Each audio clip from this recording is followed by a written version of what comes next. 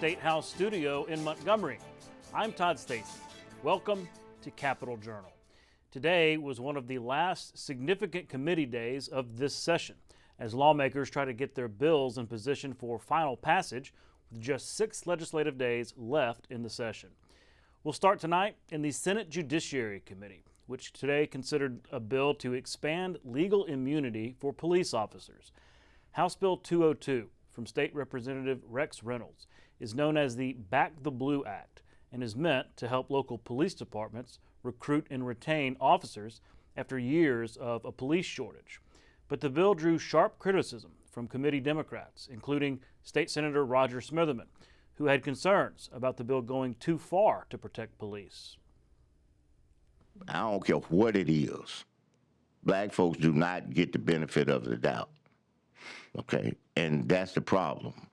If we wasn't dealing with that aspect, then you could probably look at it in a more favorable light. But that's the realities of life. That's just it.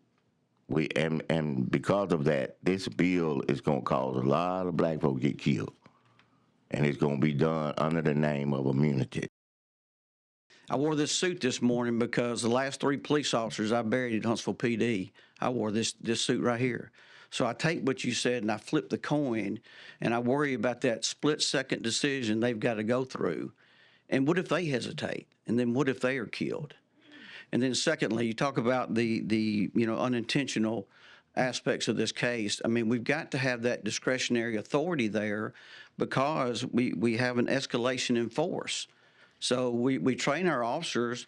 It was mentioned earlier about, verbal communications, non-lethal weapons, deadly weapons. But our officers have to escalate during that discretionary moment, sometimes in a second, to match what the suspect does that makes that officer feel like that he's in danger. No vote was taken on that bill because it was a public hearing, but lawmakers are expected to revisit the bill next week. The House Financial Services Committee considered legislation on the issue of immigration and money transfers. House Bill 297 from State Representative Jennifer Fidler would add a fee to international cash transfers like Western Union and use the revenue to help local areas dealing with high immigrant populations to fund education, hospitals, and law enforcement programs. We really look at our penalty schedule and we increase the data that is required for some of our businesses for anything over 1,000, anything over 2,000, and any suspicious activity must be reported. And if you don't, and the records have to be kept for 5 years, and then there's penalties that are increased. Any fines or penalties that will be collected are then put in the general fund. The general fund has a line item for the Sheriff's Education and Training Fund, and then that's where that money goes. You mentioned that these proceeds would be going towards training, education purposes. Yes, ma'am. Why are we putting these funds in general fund instead of ETF?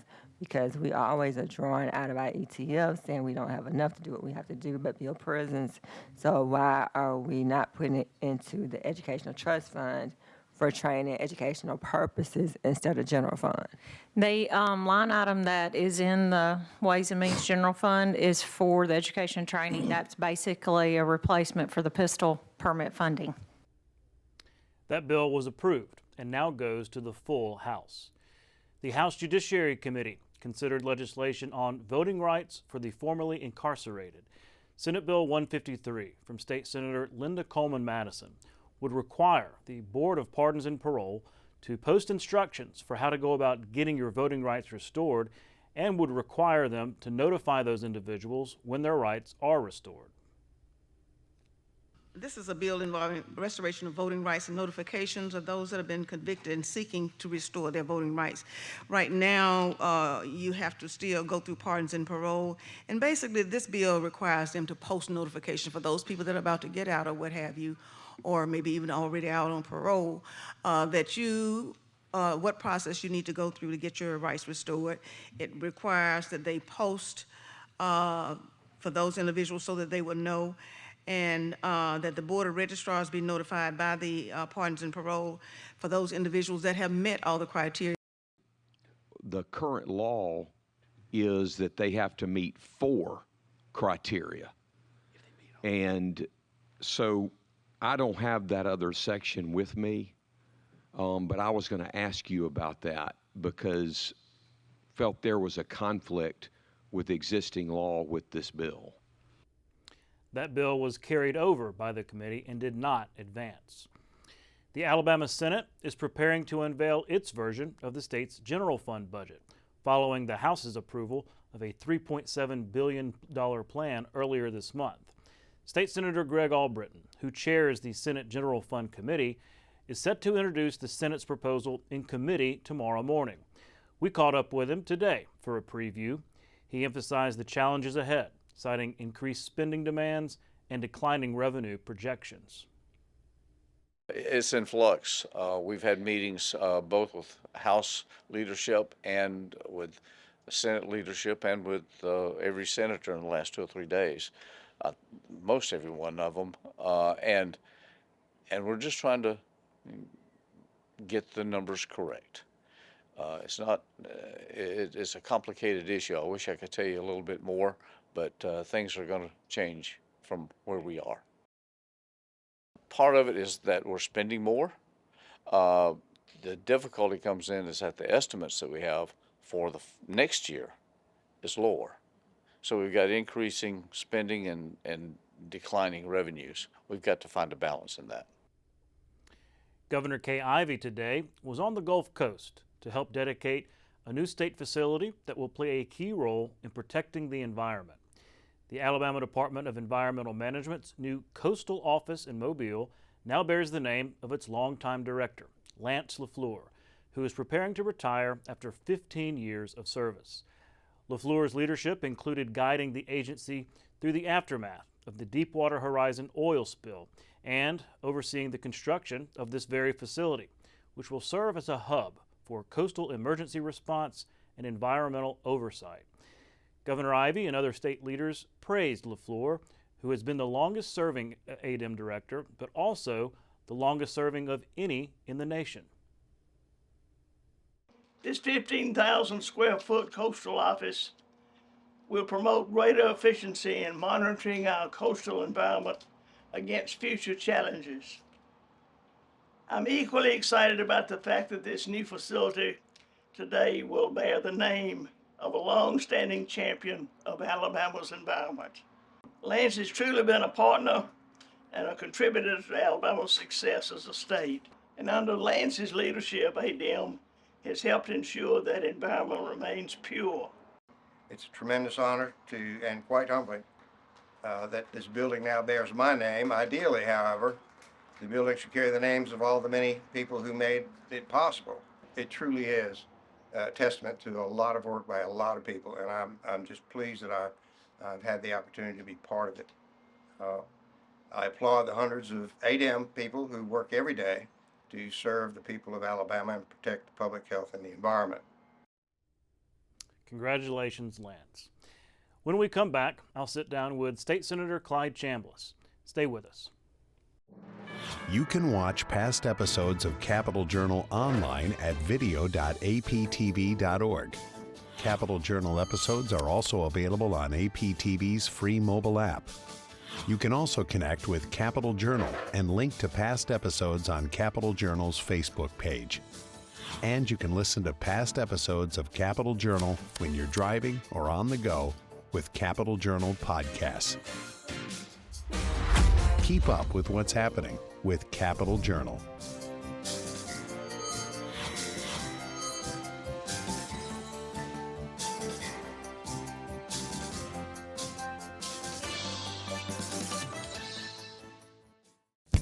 Alabama Public Television is your place for quality educational services.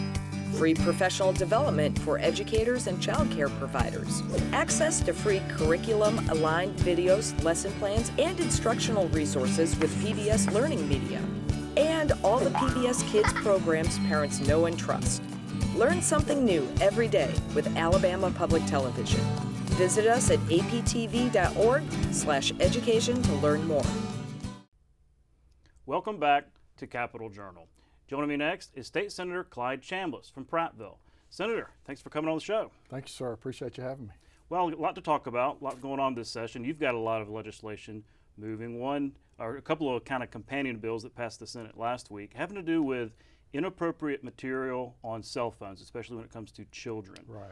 One having to do with a filter on smartphone devices. Also another one having to do with the App Store and age verification.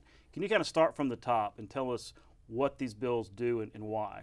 Sure. Both of these bills are similar in nature in that what they're trying to do is to prevent children from being able to access illicit material, pornographic material, especially unintentionally. And that is happening, unfortunately. They go about it two different ways. The filter bill is a bill that's been around for a while. It's made it through the House twice in previous years. So we decided to bring it from the Senate this year to see if we can, get it through the entire process. What it does is it requires the manufacturers to turn the filter on for obscene material that is already on the phone. Okay. Nobody has to develop anything or build anything. It's already there. So my phone has an existing filter, but it's not activated. Okay. So if a phone is activated for a child, then that default filter would turn on. And so that would prevent them from unintentionally coming across this material. The second bill, again, does the same type thing, but a different way. Let's say I have a child that already has a phone. Well, that activation process has already occurred, so it would require the app stores, just like we have physical stores. This is a digital store. Mm-hmm.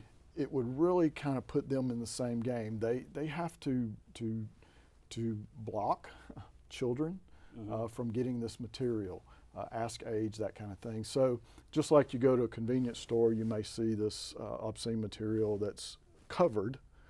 We need that same type barrier from the App Store. Okay. On the filter bill, how does it work in practice? If I have a child go to a store, go to a Verizon store or something like that and purchase an iPhone, is it at the store where they're activating the device, or is it at the manufacturer? They sell them that way. Who actually turns it on? It's at the store, and the way I understand it, and first of all, our bill is patterned after Utah, who's already doing this, and other states all around are doing it. So okay. we're trying to pattern them all the same, but the way I understand it, they'll either know that this is a minor, ask the age, that kind of thing. That is input during the activation process, and then it would be automatic from there if it's a minor. And so I'm just thinking about, I know you said unintentionally, which is an important word when it comes to this, but how do you deactivate it? Like, I mean, kids know cell phones better than any of us do. So, I mean, is there a password involved and something like that where parents can have control over that? Currently, there's not. There would, from my understanding, that you could go in there and you could actually turn it on, and maybe a parent could have a passcode, that kind of thing. This would make that more automated and would require that passcode to be entered upon activation, and then the parent would have to deactivate it. The child could not deactivate it. And I think we can all agree that it's a noble goal to keep children from becoming exposed and certainly addicted to some of this pornographic material and all that. But what about the argument that this is just too much government? This is overregulation, too onerous, and things like that. What do you say to those arguments? Well, those type arguments have gone all the way to the Supreme Court, and the Supreme Court has ruled that we as a society not only have an ability, but also a right, a duty to protect children. Their brains are not developed enough to handle this type of information, and we do that with all kinds of things, alcohol, drugs, cigarette, tobacco. This is another one of those.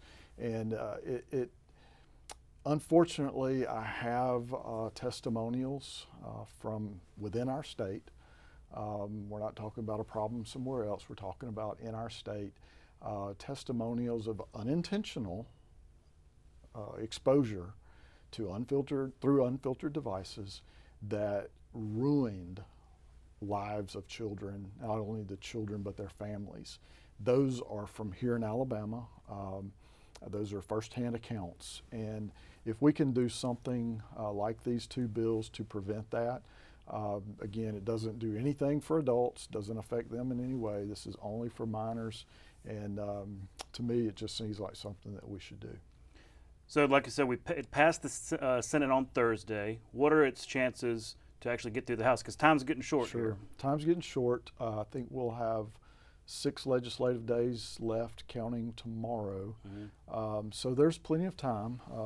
You can introduce a bill and get it all the way through the process in 5 legislative days. So both bills have been assigned to committee. I'm hoping that they'll get out of committee and then have 5 or 4 legislative days left. So there's plenty of time. And what my urge would be is that we as a legislature make these a priority, because every day that goes by there's accidental exposure that leads to destruction for children around our state, and we can prevent that. We should prevent that, and my hope is that we'll get it done. We will be watching that for sure. Switching gears, I wanted to ask you about this meeting you had the other day and related legislation having to do with the Pardons and Parole Board. You had some really tough words for the chair and the board itself being responsive to the legislature and y'all's oversight role. I found those really striking comments. And you've got legislation kind of reforming the board, which, I mean, I guess going back to 2019, that's the last time this was really taken up. Talk about that oversight role and what your legislation would do. As you mentioned, there are several roles for the legislature. One of those is to appropriate funds. Another is to set policy, which we call laws. And the other one is oversight. We are a third and independent branch of state government. We are part of the checks and balances. We pass laws, and we have various oversight committees, joint House-Senate oversight committees that will make sure that the executive branch, state government, is doing what we scheduled for in the law, and not doing things that we've not allowed. So that's part of our role. And when those oversight committees ask questions of the executive branch, those questions should be answered promptly. And to go 14 months without those answers, it's time for a change, and to make some administrative changes that will move the dial. These are public funds. There's got to be accountability, and we deserve our questions to be answered, or either change the system. So we didn't get our questions answered timely, so we're going to try to change the system. So what would the legislation, it increases the number of members of the parole board? Currently there are 3 members. This legislation would take it to 5. It would also change the chair being elected by those members, and me having served at the local level on a 5-member board and being elected by those members, that changes the dynamics. Okay. You're really a working together type system. Right now, is it the governor? Right now, the governor appoints the chair, and so the other 2 really don't have a say in that, and that in our opinion, my opinion, has created some of the problems. So we want to just change that. We're a state of 5+ million people. And for these very, very serious matters, 5 members making decisions on those, I think is more appropriate. That's interesting because it's a pretty small seeming change, but maybe has a big impact on actually the way it runs. This is such a tough issue because, okay, prior to 2019 and that reform effort, you had, that unfortunate situation where someone on parole had committed those murders. So, okay, the pendulum swings and we're going to lock them up, throw away the key. And so paroles go to a halt. And then, the pendulum maybe swings too far back. So is that kind of what we're dealing with in terms of trying to get it just right in terms of, maybe there's not a magic number in terms of percentage, but folks ought to be eligible at least for parole? I agree completely. There's not a magic number in my opinion. We've gone to some of the hearings, and the days that we were there, the parole rate was 0. And I think I know everybody on our committee agreed that it should be 0 that day. There were people that just don't need to be let out. The pendulum swings is I think the issue. We've had years where we were well over 50%. We've had years that we're in single digits, that pendulum swing. In my opinion, and the purpose of this bill, I think we will minimize that pendulum swing. It will always move back and forth based on who you're considering, who the members of the board are, that sort of thing. But we need to minimize that swing. You know, it shouldn't be that dependent on individual members. So I think a 5-member board will make that a little more consistent, and we won't have those extremes either way going forward. Well, what about that bill? Has it got a good chance of passing? Well, I'm pushing, and I hope that it may be on this floor tomorrow in the Senate. So then we would still have 5 days or so to get it through the House. So there's a lot of bills trying to get through that funnel. We can only do so many, but my hope is, because this is a joint effort that it'll be able to get through. Switching gears again, I wanted to ask you about this axle weight bill. You had legislation from Senator Williams that you spoke on the floor. You offered an amendment, kind of this compromise having to do with the axle limit, weight limit for log trucks, essentially. And they're saying they need to increase that axle weight limit because they're having some problems. What was this compromise that y'all reached? Well, this is a real issue that me particularly, I'm pulled in 2 different directions. One is because of my family's history in the paper process and thus the logging industry. I want to do everything that I can to help in that regard. But then also from the engineering perspective, extra weight on an axle means more wear and tear on bridges and roads, and they don't last as long. So I have this back and forth, and we've met and talked a lot about different options and different ways. At the end of the day, we really didn't get something that really helped the industry. So I'm looking at maybe this summer, maybe looking at that more and trying to figure that out. But some of the things that we did do that will help the industry is we'll limit the number of trucks on side the road to 5 trucks. So other trucks will keep passing by. So we're sampling, we're not weighing every truck. But when that truck's sitting on the side of the road, they're not able to make money to put food on their table. And if you take an hour or 2 out of their day, you take out all their profit. So, I'm very sensitive to that. So we reduced that to 5. And then we also put in a process for appeal. The newer brake systems, suspensions are air balanced, and that creates some error in axle weights. So if they go to a mill a mill that has a certified scale, they can take that information and send it to ALEA and send an affidavit and take care of it. So it'll streamline that appeal process. Well, speaking of which, you mentioned log trucks. Highway 82 is a big thoroughfare for. I mean, I grew up just a stone's throw from that highway, and it had this big opening. It's finally 4-lane all the way through town. I know that was a huge priority of yours, even going back to Rebuild Alabama and everything. Absolutely. So what's that been like? It's been really nice to be able to ride through there, and I'm thinking and trying to visualize what it was like before.